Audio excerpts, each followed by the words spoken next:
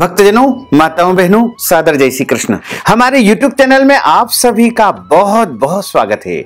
मैं हूं आपके साथ आचार्य धर्मेंद्र शास्त्री। सबसे पहले आपको और आपके पूरे परिवार को निर्जला एकादशी, भीमसेनी एकादशी की बहुत बहुत शुभकामनाएं और बधाइयां। भगवान श्री लक्ष्मी नारायण का भरपूर आशीर्वाद आपके जीवन पर सदैव बना रहे।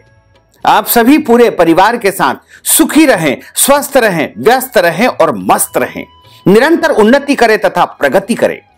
आज हम आपको निर्जला एकादशी की दिव्य और ज्ञानमयी कथा सुनाने जा रहे हैं। इस कथा को सुनने मात्र से आपके जीवन में सभी जो कष्ट और संकट चल रहे हैं वो समाप्त हो जाएंगे तथा आपके जीवन की समस्त मनोकामनाएं पूर्ण होने लगेगी, क्योंकि निर्जला एकादशी साल की सबसे बड़ी एकादशी होती है और यह एकादशी ज्येष्ठ माह के शुक्ल पक्ष में आती है। इसे भीमसेनी एकादशी भी कहा जाता है, पांडव एकादशी भी कहा जाता है तथा मुख्य रूप से इसे निर्जला एकादशी कहा जाता है। निर्जला एकादशी के दिन पूरे श्रद्धा और भक्ति के साथ में भगवान का पूजन अर्चन किया जाता है तथा व्रत के सभी नियमों का पालन किया जाता है। निर्जला एकादशी वैसे तो सबसे कठिन व्रत माना जाता है, क्योंकि इस दिन बिना जल के, बिना फलाहार के इस व्रत का पालन किया जाता है। एकादशी का जो व्रत होता है वो दशमी से लेकर के द्वादशी तिथि तक निरंतर चलता रहता है। यानी दशमी तिथि के कुछ नियम होते हैं, उनका भी आपको पालन करना चाहिए। जैसे दशमी तिथि के दिन एक समय भोजन करना चाहिए, ब्रह्मचर्य व्रत का पालन करना चाहिए। दशमी के दिन लहसुन, प्याज, मांस, मदिरा का सेवन बिल्कुल नहीं करना चाहिए तथा दशमी के दिन आपको पराये अन्न का यानी दूसरे के घर का भोजन नहीं करना चाहिए तथा दशमी के दिन आपको शहद नहीं खाना चाहिए। और एकादशी के दिन सुबह जल्दी उठना है, ब्रह्म मुहूर्त में उठ करके स्नान करें, शुद्ध वस्त्र धारण करें तथा भगवान का पूजन अर्चन करें एवं भगवान के सामने बैठ करके संकल्प धारण करें। यदि आप निष्काम भाव से व्रत करते हैं, निष्काम का अर्थ होता है बिना किसी कामना के किए जाने वाले व्रत को निष्काम व्रत कहा जाता है। और यदि आप सकाम भावना यानी आपके मन में कोई भी इच्छा है, कामना है, उसको लेकर के यदि आप व्रत करते हैं तो उसे सकाम व्रत कहा जाता है। दोनों ही परिस्थिति में आपको संकल्प अवश्य धारण करना चाहिए। संकल्प का अर्थ होता है प्रतिज्ञा करना या शपथ ग्रहण करना। संकल्प जब आप धारण करते हैं तो आपके हाथ की मुद्रा इस प्रकार होना चाहिए तथा हाथ के मध्य भाग में जल रखे, तुलसी जी का पत्ता रखे और सुपारी रखे, पीला पुष्प रखे। इस दिन अक्षत यानी चावल का उपयोग नहीं किया जाता है। अक्षत के स्थान पर जव अथवा तिल रख करके आप संकल्प धारण करें। 3 बार विष्णु विष्णु विष्णु आपको बोलना चाहिए। ओम विष्णुवे नमः, ओम विष्णुवे नमः, ओम विष्णुवे नमः। ओम तिथिर्विष्णुस्थावरो नक्षत्रम विष्णुरेव च योगश्च करणं विष्णुः सर्वं विष्णुमयं जगत्। ओम विष्णुर्विष्णुर्विष्णुः श्रीमद्भगवतो महापुरुषस्य विष्णोराज्ञया प्रवर्तमानस्य अद्य श्री ब्रह्मणोन्हि द्वितीय प्रार्धे श्री श्वेतवारः कल्पे वैवस्वतमन्वन्तरे अष्टाविंशतितमे कलियुगे कली प्रथम चरणे भूर्लोके भारतवर्षे भरतखंडे जम्बूद्वीपे आर्यावर्तान्तर्गत ब्रह्मवर्तैक देशैः अवंतिकायां विशाला क्षेत्रे मध्य प्रदेशे भोपाल मंडलांतर्गतैः भोपाल नाम्नि नगरैः संवत् 2079 मासानां मासे पुण्य पवित्र मासे ज्येष्ठ मासे शुभे शुक्ल पक्षैः अद्यायः एकादश्यायां पुण्यतिथ्योः मंदवासरान्वितायां महा अद्य दिवसैः स्वाति दिवस नक्षत्रैः तुला राशिस्ते श्री चंद्रैः वृषभ राशिस्ते श्री सूर्यैः मीन राशिस्ते श्री देवराज गुरु शेषेषु ग्रहेषु यथा यथम राशि स्थान इससे सस्सु एवं ग्रह गुण गण विशेषण विशिष्टायाम शुभ पुण्य तिथोः। अपने नाम तथा गोत्र का आप उच्चारण कर लीजिएगा। श्रुति स्मृति पुराणोक्त वैदोक्त फल प्राप्त्यर्थम संकल्पित कामना संसिद्ध्यर्थम लोके सभायाम राजद्वारे व्यापारे कृषि कार्ये, सेवा कार्ये, यश विजय लाभादि प्राप्त्यर्थम यह जन्मनि जन्मांतरे वा सकल दुरितोपशमनार्थम आदि दैविक, आदि भौतिक, आध्यात्मिक त्रिविध तापोपशमनार्थम वात पित्त कफ जन दोष परिहारार्थम आदित्याद्यावाहित नवग्रह देवताः प्रसन्नार्थम सर्व देवताः प्रसन्नार्थम सर्व मन वांछित कामनाओं संसिद्ध्यर्थम महा अद्य दिवसे ज्येष्ठ मासे शुक्ल पक्षे निर्जला एकादश्यायाम व्रत कर्माहम करिष्ये। इस प्रकार भगवान के सामने आपको संकल्प प्रदान करके व्रत का आरंभ करना चाहिए। निर्जला एकादशी के दिन भगवान का विशेष पूजन अर्चन भी किया जाता है। इस दिन आप अपने घर के पूर्व दिशा में एक चौकी की स्थापना करें। चौकी के नीचे रंगोली या फिर आप कोई चौक बना देवे, उसके ऊपर एक पटा या चौकी स्थापित कर देवे तथा उसके ऊपर पीला कपड़ा बिछा करके और उसके मध्य भाग में आपको प्रभु का चित्र या फिर उनकी मूर्ति की स्थापना करें तथा सीधे हाथ की तरफ यानी भगवान के सीधे हाथ की तरफ एक कलश की स्थापना करें। वैसे तो इस दिन जल कुंभ का दान किया जाता है। निर्जला एकादशी के दिन एक मिट्टी का कलश ला करके उसके ऊपर एक खरबूजा रख करके उस मिट्टी के कलश का पूजन अर्चन किया जाता है। सर्वप्रथम गौरी गणेश का पूजन करें तथा कलश का पूजन करें, भगवान नारायण का पूजन करें, लक्ष्मी नारायण का भी आप पूजन अर्चन कर सकते हैं और सभी देवताओं का पूजन करने के बाद उनको पुष्प चढ़ाएं, तुलसी जी के पत्ते चढ़ाएं तथा इनको आप चंदन आदि सुगंधित वस्तुएं अर्पण करें, धूप दीप उनको अर्पण करें। उसके बाद प्रभु को भोग लगाएं। भोग के लिए दूध से बनी सामग्री यानी दूध से बनी मिठाई का आप उपयोग कर सकते हैं या फिर आप फल का भी नैवेद्यम के रूप में उपयोग कर सकते हैं। जो नैवेद्य आप प्रभु को समर्पण करते हैं उसमें तुलसी जी के पत्ते आपको रखना चाहिए और आसपास जल घुमा करके प्रभु को नैवेद्य समर्पित करें तथा आरती उतारे और उनको पुष्प अर्पण करें यानी पुष्पांजलि के लिए पुष्प अर्पण करें तथा एक नारियल यानी श्रीफल के ऊपर कुछ दक्षिणा रख करके प्रदान करना चाहिए। इस दिन प्रभु को वस्त्र आदि विशेष रूप से श्रृंगार जो है आपको करना चाहिए और निर्जला एकादशी के दिन निर्जला एकादशी की कथा अवश्य सुनना चाहिए। कथा हमेशा ब्राह्मण के मुख से ही सुनना चाहिए। कथा सुनने के बाद ब्राह्मण को यथाशक्ति दक्षिणा अवश्य प्रदान करें तथा इस दिन गौदान, अन्नदान, वस्त्रदान का भी विशेष महत्व है। जल कुंभ कलश का दान भी इस दिन किया जाता है। इसके साथ ही छाता, कमंडल या जल पात्र का भी दान इस दिन किया जाता है। इस दिन गौ दान करने का बहुत पुण्य होता है। इसी के साथ इस दिन आप गौ सेवा के निमित्त भी सामग्री दान कर सकते हैं और अगले दिन ब्राह्मण को भोजन करवा करके व्रत का पालना करने का विधान है। इस बार निर्जला एकादशी का जो तिथि का जो भ्रम बना हुआ है उसमें ऐसा है कि 10 जून 2022 शुक्रवार को सुबह 7:26 तक दशमी तिथि रहेगी। उसके बाद एकादशी तिथि आरंभ हो जाएगी और एकादशी तिथि चूंकि दशमी युक्त एकादशी का व्रत कभी भी नहीं करना चाहिए, जो कि 10 जून को दशमी युक्त एकादशी है। इसलिए 10 जून को आप एकादशी का व्रत बिल्कुल न करें। आप एकादशी का व्रत 11 जून 2022 शनिवार के दिन करें। इसी दिन सभी को व्रत करना चाहिए तथा इस व्रत का पालना 12 जून 2022 को यानी रविवार के दिन सुबह 5:49 से लेकर के 8:49 के मध्य आपको कर लेना चाहिए। निर्जला एकादशी सबसे बड़ी एकादशी होती है। यदि आप पूरे वर्ष एकादशी का व्रत नहीं कर पाते हैं और केवल निर्जला एकादशी का व्रत कर लेंगे तो सभी 24 एकादशियों का पुण्य फल आपको प्राप्त होगा। और यदि पूरे वर्ष की एकादशी में आप गलती से अन्न खा लेते हैं या कोई भी गलती आपके द्वारा हो जाती है, उस सभी गलतियों के निवारण के लिए कोई एकादशी होती है तो वो निर्जला एकादशी होती है। यानी 24 एकादशी का जो भी अपराध होता है उसका जो है प्रायश्चित निर्जला एकादशी के दिन आप कर सकते हैं। इस दिन निर्जला निराहार व्रत किया जाता है। एकादशी के सूर्योदय से द्वादशी के सूर्योदय तक आपको निर्जला निराहार यह व्रत करना होता है। यानी 24 घंटे यह व्रत निरंतर चलता है। और इस एकादशी के दिन दाढ़ी कटिंग नहीं करवाना चाहिए, बाल नहीं काटवाना चाहिए, और माताओं बहनों को आईब्रो भी इस दिन नहीं बनवाना चाहिए।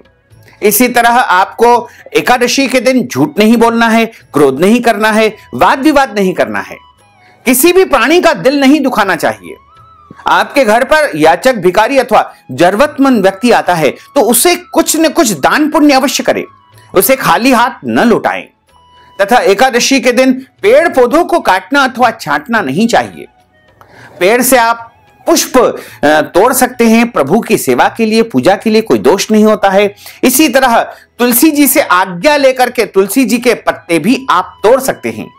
प्रभु की पूजा के लिए तुलसी जी के पत्ते तोड़ना कोई दोष नहीं माना जाता है। तुलसी जी का भी इस दिन पूजन अर्चन करना चाहिए। और यदि आप किसी बीमारी से ग्रसित है, रोगी है, तो आप व्रत तो करें, लेकिन आप निर्जला व्रत न रखें। वैसे तो इस दिन निर्जला व्रत का बहुत अधिक महत्व माना गया है। साथ ही यदि आपके घर परिवार में जन्म अथवा मृत्यु का सूतक लग जाता है तो ऐसी अवस्था में आप व्रत तो करें, लेकिन पूजन अर्चन और भगवान का स्पर्श आपको नहीं करना चाहिए। यदि मासिक धर्म में माताएं बहनें आ जाती है तो उनको व्रत तो करना चाहिए, व्रत के सभी नियमों का भी पालन करना चाहिए, लेकिन भगवान का स्पर्श तथा पूजन अर्चन इस दिन नहीं करना चाहिए। इसी तरह गर्भवती माताएं यदि व्रत करना चाहती है तो अच्छी प्रकार से फलाहार करके इस व्रत का पालन कर सकते हैं। लेकिन यदि आपके शरीर में कोई बीमारी है, आप कोई दवाई लेते हैं तो उसका कोई दोष नहीं होता है। और यदि आप आचमन के रूप में एक आचमनी जैसे जल पिया जाता है, एक आचमनी में लगभग 1 ग्राम जल होता है, एक आचमनी जल यदि आप पीते हैं तो जल पीने का कोई दोष नहीं होता है। और निर्जला निराहार यह व्रत 24 घंटे चलेगा, यानी 11 जून 2022 को एकादशी का व्रत किया जाएगा। इसी दिन सुबह सूर्योदय से लेकर के अगले दिन सूर्योदय तक आपको जल का परित्याग करना है। यानी 11 जून के सूर्योदय के पहले आप जल भी पी सकते हैं, अन्य वस्तुएं भी आप सेवन कर सकते हैं, कोई दोष नहीं है। लेकिन सूर्योदय से लेकर के अगले दिन सूर्योदय तक आपको निर्जला निराहार इस व्रत का पालन करना है। इस तरह आप निर्जला एकादशी का व्रत करेंगे तो निश्चय ही आपको पूरे वर्ष की एकादशियों का पुण्य फल प्राप्त हो सकेगा।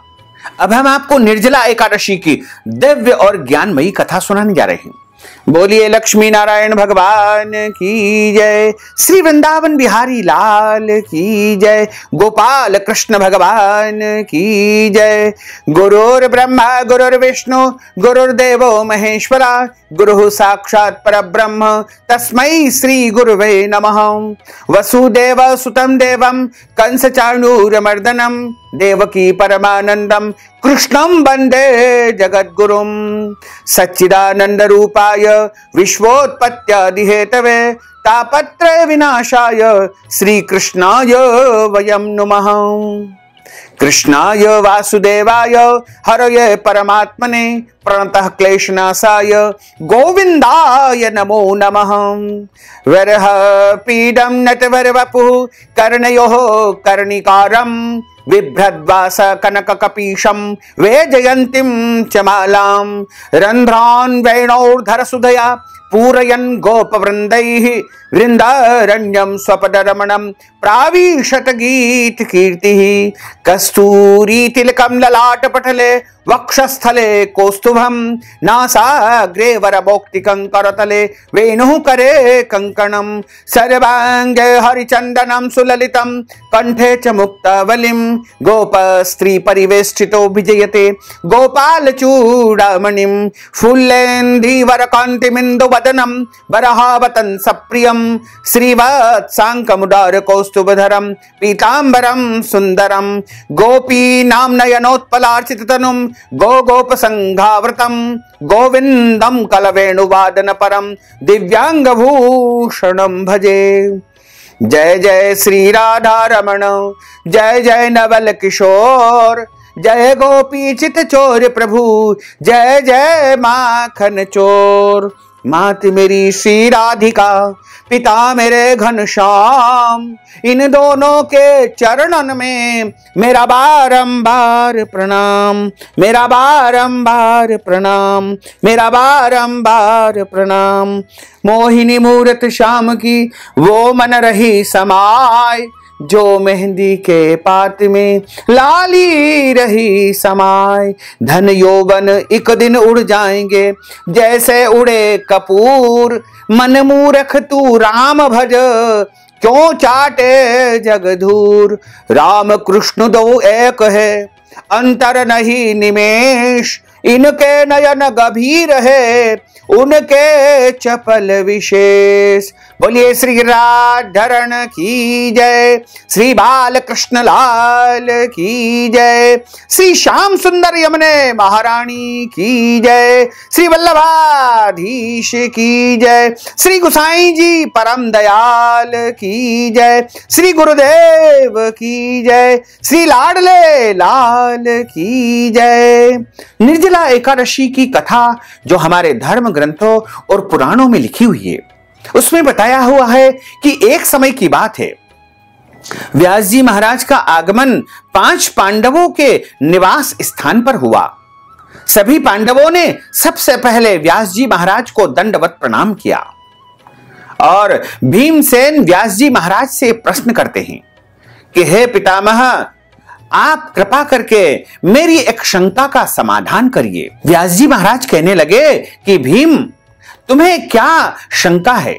भीमसेन ने उनसे प्रणाम करके कहा कि मेरे बड़े भ्राता युधिष्ठिर और माता कुंती, द्रौपदी, अर्जुन, नकुल और सहदेव आदि समस्त एकादशियों का व्रत करते हैं। पूरे वर्ष की जो सभी एकादशियां आती है उनका व्रत करते हैं और मुझसे भी कहते हैं कि तुम भी एकादशियों का व्रत किया करो। परंतु महाराज, मैं उनसे कहता हूं कि भाई, मैं भगवान की शक्ति पूजा तो कर सकता हूं, उनकी आराधना भी कर सकता हूं, सब कुछ कर सकता हूं, दान पुण्य भी कर सकता हूं, परंतु बिना भोजन के मैं नहीं रह सकता हूं। इस पर व्यास जी महाराज कहने लगे कि हे भीमसेन, यदि तुम नरक को बुरा और स्वर्ग को अच्छा मानते हो तो प्रत्येक मास की दोनों एकादशियों को अन्न का सेवन बिल्कुल मत किया करो। यानी प्रत्येक पक्ष की दोनों ही एकादशियों का, प्रत्येक माह की दोनों ही एकादशियों का व्रत आपको करना चाहिए। भीमसेन कहते हैं कि हे पितामह, मैं तो पहले ही कह चुका हूं कि मैं भूख सहन नहीं कर सकता हूं।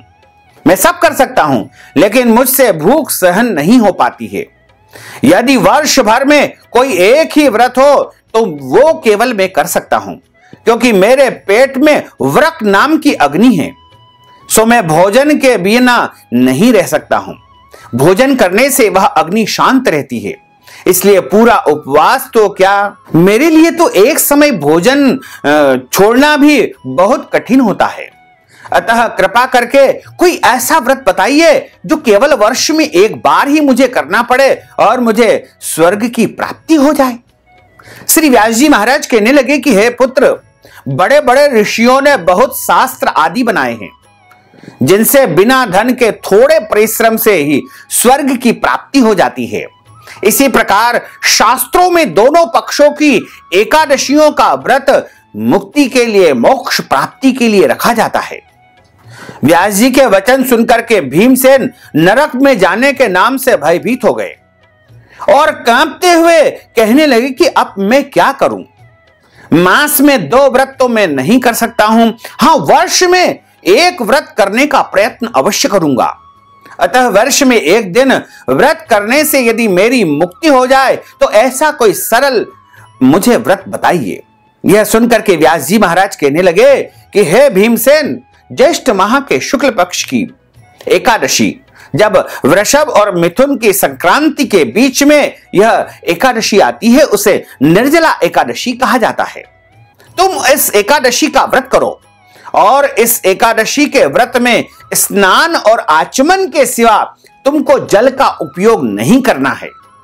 यानी इस एकादशी के दिन तुम आचमन के रूप में जल पी सकते हो, स्नान जल से कर सकते हो, लेकिन इस दिन तुमको निर्जला निराहार बिना फलाहार के इस व्रत का संयम पूर्वक पालन करना चाहिए। व्यास जी महाराज कहते हैं कि आचमन में 6 मासे से अधिक जल नहीं होना चाहिए, अन्यथा वह मद्यपान के सरदस हो जाता है। इस दिन भोजन नहीं करना चाहिए क्योंकि भोजन करने से व्रत नष्ट हो जाता है। निर्जला एकादशी के दिन सूर्योदय से लेकर के द्वादशी के सूर्योदय तक जल न ग्रहण करें, उसे सारी एकादशियों के व्रत का फल प्राप्त होता है।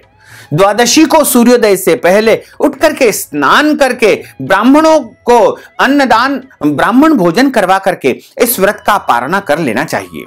इसके बाद भूखे और सत्पात्र को भोजन करवाए, फिर आप स्वयं भोजन करें। इससे पूरे वर्ष की संपूर्ण एकादशियों का फल आपको प्राप्त हो जाएगा। व्यास जी महाराज कहने लगे कि भीमसेन, यह मुझको स्वयं भगवान ने बताया है।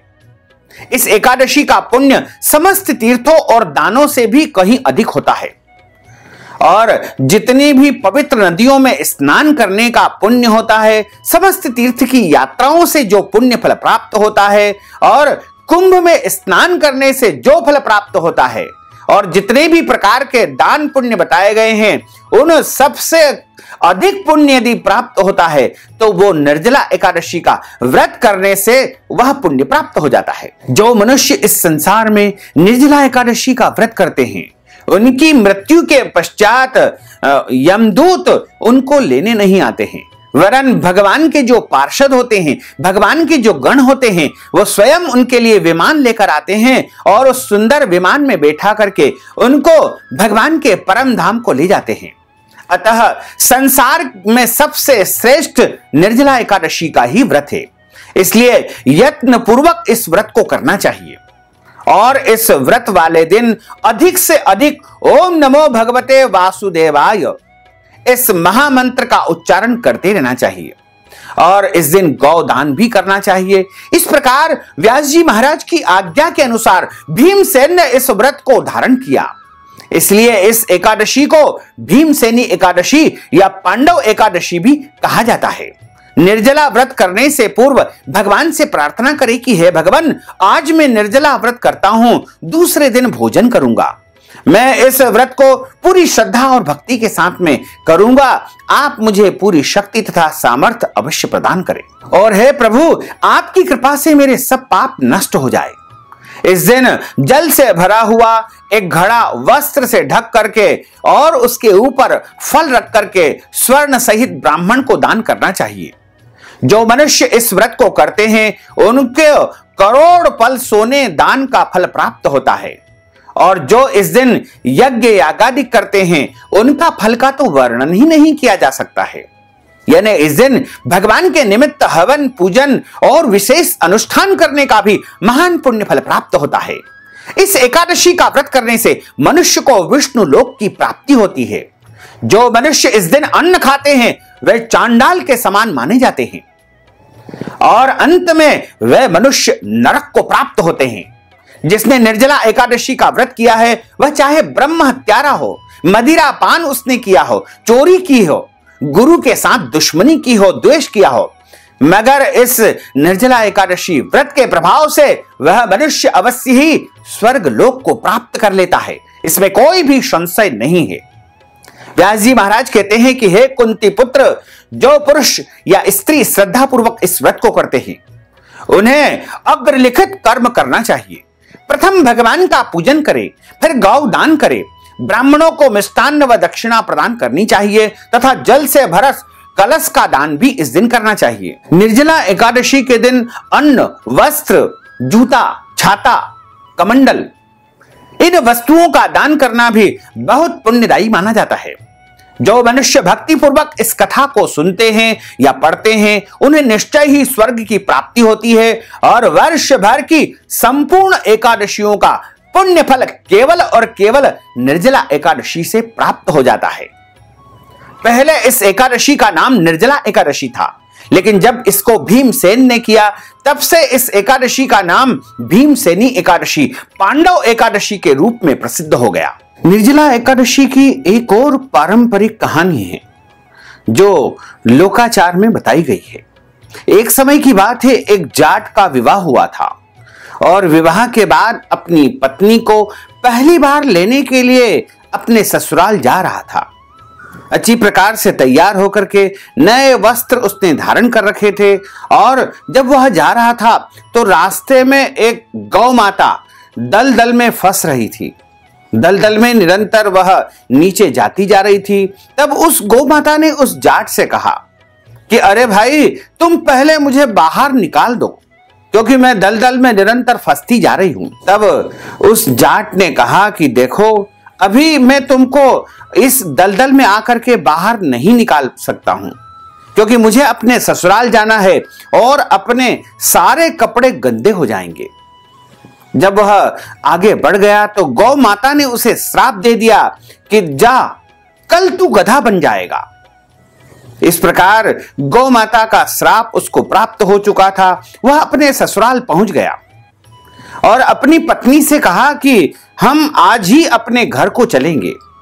उसके ससुर ने कहा कि दामाद जी, एक दिन और रुक जाओ, कल चले जाना। तब वह नहीं माना। पत्नी ने भी समझाया कि स्वामी, आज और रुक जाते हैं, कल चले जाएंगे। लेकिन बार बार मना करने पर भी वह नहीं माना और अपनी पत्नी को समझाया और कहा कि देवी देखो, मैं जब रास्ते में से आ रहा था तब एक गाय ने मुझे श्राप दे दिया है कि कल तुम गधा बन जाओगे, इसलिए आज ही मुझे यहां से जाना पड़ेगा, क्योंकि ससुराल में यदि मैं गधा बन गया तो मेरा सभी लोग अपमान करेंगे और हंसी का पात्र मुझे बनना पड़ेगा। तो उसकी पत्नी ने उसकी बात को मान लिया और दोनों पति पत्नी उसी दिन अपने घर की तरफ प्रस्थान करते हैं। अगले दिन गौ माता के श्राप के कारण वह जाट गधा बन गया। अब बेचारी जाट की जो पत्नी थी बहुत दुखी हो गई। निरंतर इधर उधर वह अपना मजदूरी करके जीवन यापन करने लगी। एक दिन एक राजा के राज्य में वह मजदूरी कर रही थी। तब राजा ने पूछा कि तुम कौन हो और यह गधा तुम्हारे साथ क्यों घूम रहा है? तब उस जाट की पत्नी ने कहा कि महाराज, मेरे पतिदेव को एक गौ माता ने श्राप दे दिया है और उनके श्राप के कारण ये गधे बन गए हैं। तब राजा ने वहां एक ऋषि निवास करते थे, उनसे पूछा कि आखिर किस प्रकार से इस व्यक्ति को पुनः गधे से मनुष्य की योनि प्राप्त हो सकती है। तब ऋषि ने आंख बंद करके ध्यान लगाया और राजा से कहा कि यदि इस व्यक्ति को, इस गधे स्वरूप व्यक्ति को कोई 100 एकादशियों का पुण्य फल प्रदान कर देगा तो पुनः इसे मनुष्य योनि प्राप्त हो जाएगी। तब राजा ने अपने संपूर्ण राज्य में ढिंडोरा पिटवा दिया गया कि जिसने भी एकादशियों का व्रत किया है वह अपनी एकादशी का व्रत इस व्यक्ति को प्रदान कर दे, जिससे इसको पुनः गधे से मनुष्य की योनि प्राप्त हो जाए। सारे राज्य में कोई भी ऐसा व्यक्ति नहीं मिला, केवल एक बुढ़िया मिली जिसने 100 एकादशियों का व्रत किया था। वह आगे आई और पहले तो उसने मना कर दिया। जाट की पत्नी ने उससे बारंबार प्रार्थना की कि हे माता, आप मेरे पतिदेव को अपनी 100 एकादशियों का फल प्रदान कर दीजिए, जिससे आपकी अपार कृपा होगी और मेरे पतिदेव गधे से मनुष्य के रूप में पुनः वापस आ जाएंगे। पहले तो उसने मना कर दिया, लेकिन फिर कहा कि मैं केवल तुमको 99 एकादशियों का फल ही दूंगी, एक एकादशी का नहीं दूंगी, और वो है निर्जला एकादशी। तब जाट की पत्नी ने बुढ़िया माता की बात को मान लिया और बुढ़िया ने 99 एकादशियों का फल उस गधे स्वरूप व्यक्ति जाट को प्रदान किया। इससे पुनः वह मनुष्य बन गया। चूंकि उसे 99 एकादशियों का ही फल मिला था, इसलिए मनुष्य तो वह बन चुका था, लेकिन उसके पीछे गधे की पूंछ लगी हुई थी। अब ऋषि के पास जाकर के उसने उपाय पूछा कि मेरी पूंछ कैसे समाप्त होगी और पुनः पूर्ण रूप से मैं मनुष्य कैसे बन पाऊंगा। तब ऋषि ने कहा कि तुम निर्जला एकादशी का व्रत करो, उसी के पुण्य प्रताप से तुमको पुनः मनुष्य का संपूर्ण शरीर प्राप्त होगा और तुम्हें जीवन में सभी प्रकार के सुख सुविधा और धर्म अर्थ काम मोक्ष की प्राप्ति हो सकेगी। तब जाट और उसकी पत्नी ने ऋषि की आज्ञा को मान करके निर्जला एकादशी का व्रत किया। इस व्रत के पुण्य प्रताप से दोनों को जो है स्वर्ग लोक की प्राप्ति हो गई। इसके बाद एक और पौराणिक कथा आती है। महिष्मती नगरी में एक विद्वान ब्राह्मण निवास करता था। वह भगवान का परम भक्त था। ज्येष्ठ माह में एक समय वह अपने घर से निकला और वन में जाकर के वह ध्यान साधना करने के लिए निकल गया। एक सरोवर में उसने स्नान किया और स्नान करके सरोवर के समीप जो पेड़ था वहीं पर उसने ध्यान मुद्रा लगा ली। कुछ देर उसने ध्यान साधना की। उसके बाद उसने विश्राम करने के लिए वहीं पर अपना स्थान बना लिया। ज्येष्ठ का महीना था। ज्येष्ठ महीने में अत्यधिक गर्मी पड़ती है। उस जंगल के सभी प्राणी, छोटे मोटे जीव जंतु उस सरोवर पर आकर के नित्य प्रति जलपान किया करते थे और उस पूरे क्षेत्र में केवल एक ही स्थान था जहां पर सारे जंगल के प्राणी आकर के जल पिया करते थे। उस दिन सभी प्राणी वहां पर आने लगे, लेकिन उस ब्राह्मण को देख करके डर के मारे पुनः भाग जाते और बिना जल पिए ही वहां से लौट गए। सभी प्राणियों को लगा कि पता नहीं ये कौन यहां पर लेटा हुआ है। उसको लेटा हुआ देख करके सभी प्राणी प्यासे ही वहां से चले गए और भरी गर्मी में वो जल नहीं पी सके। जल की प्यास के कारण कुछ छोटे मोटे प्राणियों के तो प्राण ही निकल गए और धीरे धीरे करके सभी प्राणियों ने वहां जल पीना बंद कर दिया। इससे कई प्राणी जो है अनजाने में मर गए और उस ब्राह्मण को उन सभी की मृत्यु का पाप लगा। इसके कारण कुछ समय व्यतीत हुआ और वह ब्राह्मण अपने घर गया तथा अपने घर उसकी तबीयत खराब होती है और उसकी मृत्यु हो जाती है। क्योंकि उसकी मृत्यु जब होती है तो उसकी पत्नी और उसके बच्चे भी उसके साथ में अपने शरीर को त्याग कर देते हैं। केवल उसका एक बच्चा बचा हुआ है और उसकी पत्नी उसके साथ सती हो जाती है। दोनों पति पत्नी की मृत्यु हो गई और उसके बाद उसका जो एक बेटा बचा हुआ था वह अपने घर में निवास कर रहा था। एक समय की बात है कि वह ब्राह्मण जो है अपने पूर्व जन्म के पाप के कारण अब पक्षी बन जाते हैं। दोनों पति पत्नी पक्षी के रूप में पुत्र के आंगन में एक वृक्ष के ऊपर निवास करते हैं। क्योंकि गर्मी का समय है, जल पीने की, दाने खाने की उनकी इच्छा होती है, इस कारण वो जोर जोर से चिल्लाते हैं। लेकिन वह ब्राह्मण का जो पुत्र था वह समझ नहीं पाया और उन पक्षी को भगाने लगा। वो नहीं भागते हैं तो वह उस पेड़ में आग लगा देता है और आग लगा देता है तो उन पक्षियों के पंख दोनों के जल जाते हैं और पृथ्वी पर गिर पड़ते हैं। अब रात को वह ब्राह्मण का पुत्र अपने घर में सो रहा था। तब उसको सपने में आया कि दोनों पक्षी उसके माता पिता है। उसको जब यह बात ज्ञात हुई तो उसके समीप में एक विद्वान ब्राह्मण निवास करते थे। उनसे जाकर के उसने पूछा कि आखिर क्या कारण है जो मेरे माता पिता पक्षी के रूप में बन गए हैं और किस पुण्य प्रताप से ये पुनः मनुष्य के रूप में प्राप्त होंगे और किस प्रकार इनकी मुक्ति हो पाएगी। तब विद्वान ब्राह्मण ने कहा कि इन्होंने पूर्व जन्म में अनजाने में बहुत बड़ा पाप किया है और एक सरोवर पर जो बहुत सारे प्राणी जल पीने आते हैं, इनकी वजह से वो जल नहीं पी पाए और उनकी मृत्यु हो गई। अनजाने में इनके द्वारा उनकी हत्या का दोष इनके ऊपर लगा हुआ है। इस कारण तुम्हारे माता पिता पक्षी की योनि को प्राप्त हो गए हैं और तुम इनके मोक्ष के लिए, इनकी मुक्ति के लिए, इनको स्वर्ग प्राप्त करवाने के लिए यदि ज्येष्ठ माह के शुक्ल पक्ष की एकादशी यानी निर्जला एकादशी का निर्जला निराहार व्रत करोगे तो निश्चय ही इनको मोक्ष की प्राप्ति हो जाएगी और भगवान के पार्षद, भगवान के गण इनके लिए एक सुंदर विमान लेकर आएंगे और उस विमान के माध्यम से तुम्हारे माता पिता वैकुंठ लोक को, स्वर्ग लोक को प्राप्त कर सकेंगे। ब्राह्मण के पुत्र ने उन विद्वान ब्राह्मण की संपूर्ण बातों को ध्यान दिया और संपूर्ण विधि विधान से उसने निर्जला एकादशी का व्रत किया। और अपने इस व्रत का सारा पुण्य प्रताप अपने माता पिता को प्रदान कर दिया, जिससे उसके माता पिता स्वर्ग लोक को चले गए। बोलिए लक्ष्मी नारायण भगवान की जय, श्री वृंदावन बिहारी लाल की जय।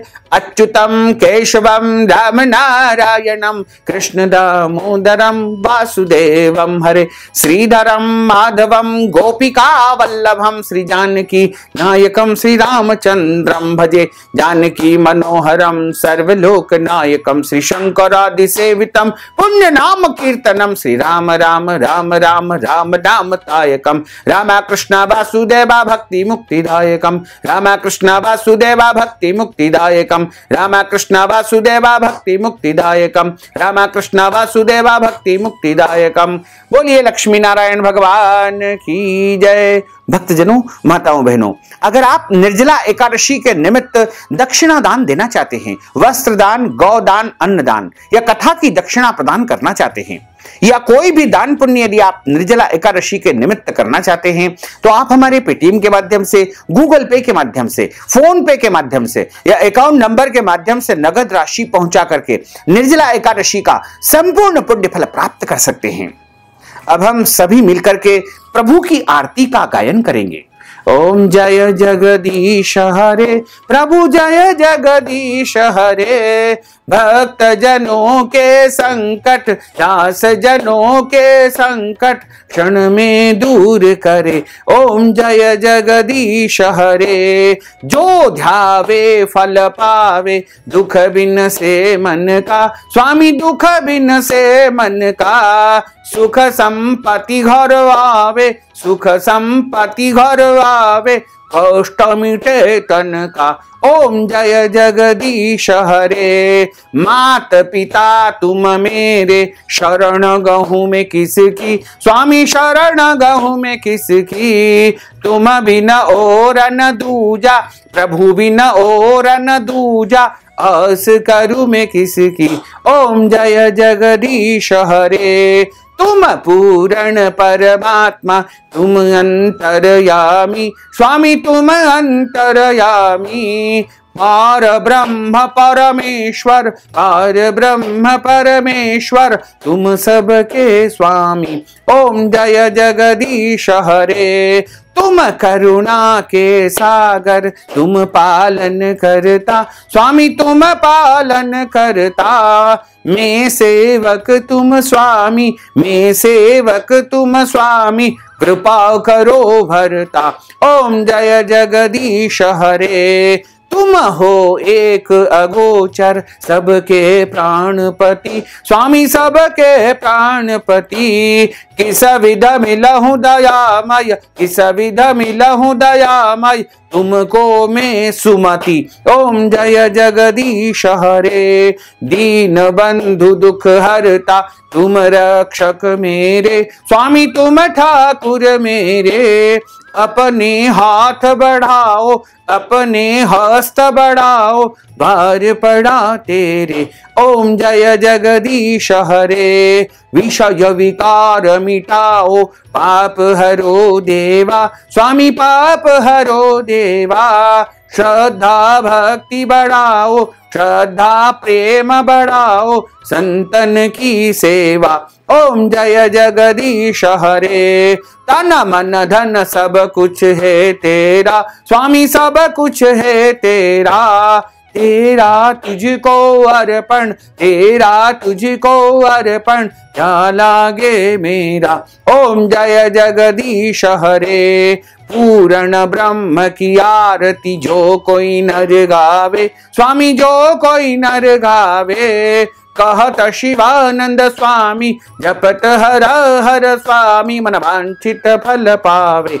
ओम जय जगदीश हरे, जय जगदीश हरे, स्वामी जय जगदीश हरे, मोहन जय जगदीश हरे, प्रभु जय जगदीश हरे, भक्त जनों के संकट, दास जनों के संकट, बंसी वाला दूर करे। ओम जय जगदीश हरे, कर्पूर गौरम करुणावतारम, संसार सारम भुजगेंद्रहारम, सदा वसंतम हृदयारविंदे भवम भवानी सहितम नमामि, मंदारमालां कुलितालकाये कपालमालां शेखराय दिव्यांबराय दिगंबराय नमः शिवाय आरार्तिक्यं समर्पयामि नमो नमः।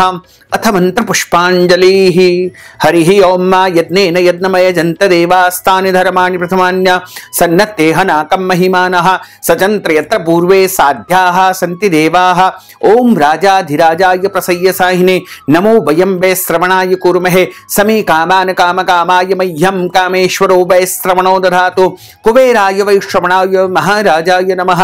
ओम स्वस्ति साम्राज्यं भोज्यं स्वराज्यं वैराज्यं पारमेष्ठ्यं राज्यं महाराजमाधिपत्यमय्यं समन्तप्रियायै स्यात् सार्वभौमः सर्वायुषान्तार्धः परार्धात् पृथिव्यै समुद्रपर्यन्ताय एकराडित तदप्रेष श्लोकोऽभिहितो मरुतः परिवेष्टारो मरुतस्यावसान् गृहे आविक्षितस्य कामप्रेर विश्वे देवाः सभासदिति ओम विश्व तच्चक्षुरुत विश्वतो मुखो विश्वतो बाहुरुत विश्वस्वात् संबाहुभ्यां धमति संपतत्रेर्द्या वा भूमिं जनयन् देवैकः। ओम एकदन्ताय विद्महे वक्रतुण्डाय धीमहि तन्नो दन्तिः प्रचोदयात् आदि शक्ति विद्महे जगन्माताय धीमहि तन्नो शक्तिः प्रचोदयात् तत्पुरुषाय विद्महे महादेवाय धीमहि तन्नो रुद्रः प्रचोदयात्। नाना सुगंध पुष्पाणि यथा कालोद्भवानि च पुष्पांजलिं मया दत्तं गृहाण परमेश्वर। मंत्र पुष्पांजलिं समर्पयामि नमो नमः।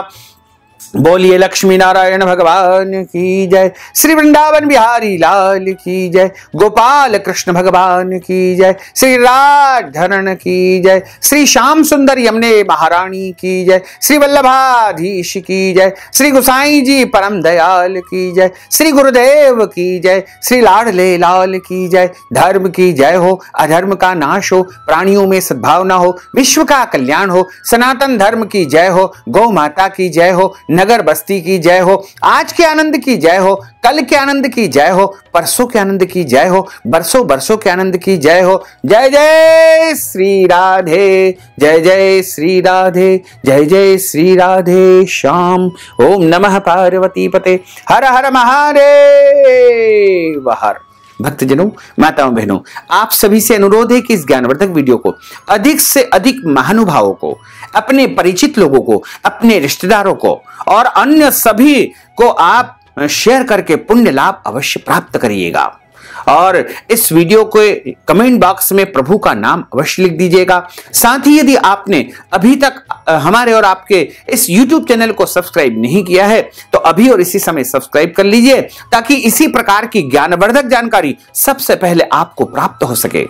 आपको और आपके पूरे परिवार को सादर जय श्री कृष्ण, सादर धन्यवाद।